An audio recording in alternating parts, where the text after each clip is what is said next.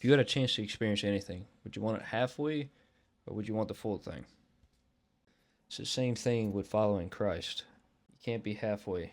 You got to be fully committed. If you're half committed, that's considered lukewarm, and lukewarm people will not be making it into the kingdom of heaven. God was pleased to have all his fullness dwell in him, and through him to reconcile to himself all things. Jesus was not just a good person, he was more than good. He was the personification of perfection. This breathtaking truth is so overwhelming that we might even hesitate to approach the Lord. But if he is your Savior, there is no barrier that can separate you from him.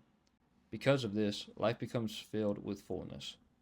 Read Ephesians 3:17 to 18 again, so that Christ may dwell in your hearts through faith, and I pray that you, being rooted and established in love, may have power, together with all the saints, to grasp how wide and long and high and deep is the love of Christ. How privileged we are as God's children to partake in his festival of love. So again, to me, this goes back to a lot of life choices, right? You know, doesn't matter what your background is. You could come from a good home, bad home. Good homes could not show love. Bad homes could show a lot of love. And there's a valuable lesson in that, right? I came up in like a middle, I had a decent home, not the best upbringing. I felt like I had to earn my love by doing things for people and like always seeking approval. Like I always had to do these outlandish things and above and beyond to just get shown appreciation, right?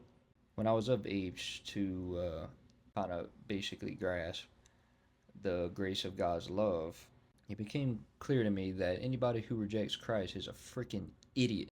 Just jokes. You have this person, this being, the Father, that we can't even imagine. We can't even begin to imagine his grace, what he looks like. We can't perceive it. And a being this powerful is willing to love us no matter what we do and is able to forgive us through his son. When that registered and clicked in my mind brain, I was like, wow. I've done some pretty messed up stuff in my life. I'm sure people have done way worse, but that's not an excuse. Don't be like, oh, I did something bad, but at least I'm not Charles Manson. Don't do that, because I used to do that.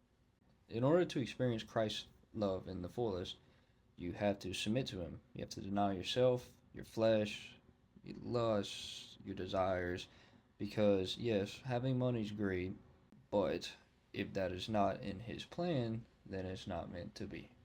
And most people forget that because they like to quote unquote sell their soul even though it's not theirs to sell for money, fame, influence, power, whatnot. So I want all of you to do this exercise. Next time you get a call from your flesh, lust, etc., or to get heavily intoxicated or do drugs, whatever, whatnot, deny it. It's gonna suck at first, but trust me, you're gonna wake up the next day and be like, wow, I could tell myself no. And then you realize how much you've been giving in to yourself. And then it just opens up your eyes. And then, only then, will you start to experience Christ's love in the full by submitting. Because, yes, you want to do it by yourself, it's fulfilling that way, but sometimes He takes away everything in your life and lets you hit rock bottom to let you know that He's only going to be there for you.